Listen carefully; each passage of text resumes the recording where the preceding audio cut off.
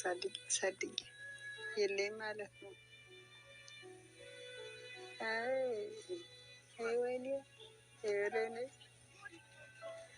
አይበላይነሽ ይህ ነበር ልብላ ልጄን ወይኔ ሞቴ ለእኔ ይሁን አይደለም ወተረስ ያልኩኝ መንግስት ወረታ ይመልስልኝ ምንቅድ ነበረኝ እንጃ መንግስት እንደ ወረታ ይመልስልኝ እንደሆነ አላውቅም። እኔ እንግዲህ ልጄ የሚያውቀው ነገር የለም። የቤት ልጅ ነው በቃ ወደዚህ አምጥታለች። የዛ ህፃን ልጅ ተስፋውስ ምንድን ነው? ነገስ የሚመለስለት መልስ ምንድን ነው? ይሄ ልጅስ እንዴት አድርጎ ነው አድጎ ሀገርን የሚረከበው ብለን እንድንጠይቅ የሚያደርገን ይመስለኛል። የብርቱካን ታሪክ በጣም ብዙ ሴቶች ላይ ያጋጥማል። ግን ደግሞ ይሄኛው የሚዘገንንና ለመስማትም ለጆሮም ለማየትም የሚቀፈው ነው። ግን ደግሞ አንዳንዴ ከመቻል በላይ የሚሆኑ ፈተናዎች አሉና እንደ ኢትዮጵያ እንደ ሀገር ደግሞ ስታስቡ እንደዚህ አይነት ሁኔታ የሚደረግበት ማህበረሰብ ውስጥ ነው እንደ ያለ ነው። በምን አይነት ሁኔታ ህይወታችን እየመራን ያለ ነው የሚለው ራሱ ሌላ ጥያቄ ነው። በጣም ከባድ።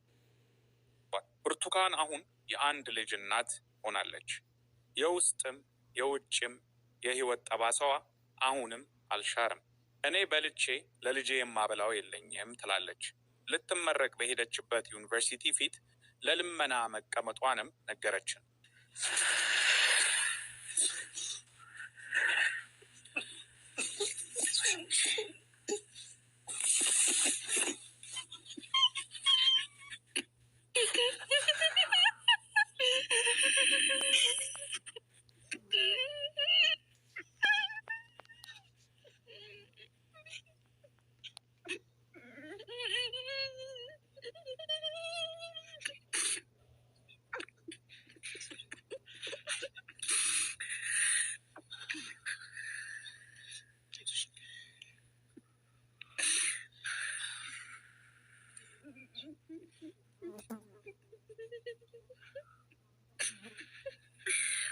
አይዞሽ እህታችን ብርቱዋ ብርቱካን ብለው ኢቢኤሶች የቤት ኪራይ የቀለብና የትምህርት ዕድል ስጦታ ሰጥቷት ብርቱዋ ብርቱካን ሳቀች። አይኖቿ ላይ ተስፋ ታዩ።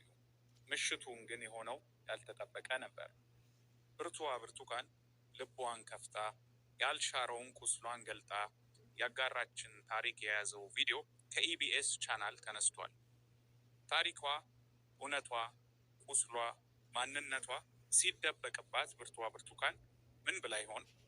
ኢቢኤስ በጉዳዩ ላይ የሰጠው ምንም አይነት ማብራሪያ የለም።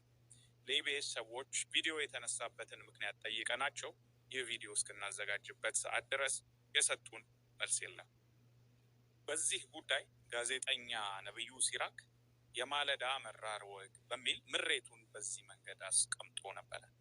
የማለዳ መራር ወግ የደንቢዶሎ ሰቆቃ ምስክሯ እህት ድምፅ። ከልባችን የተጻፈውን የደነደነ ቂም ልትፍቁት ከቶ አትችሉም።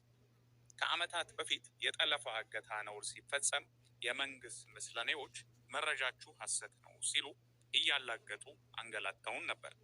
ዛሬ በደሃ ጎኑ አስተምሮ ሀገሬ ብሎ ደንቢዶሎ ዩኒቨርሲቲ የላከ ወላጅ ከሀዘን መርዶ የከፋ ቅስም ሰባሪ ሰቅጣጭ ወንጀል በእህቶቻችን ላይ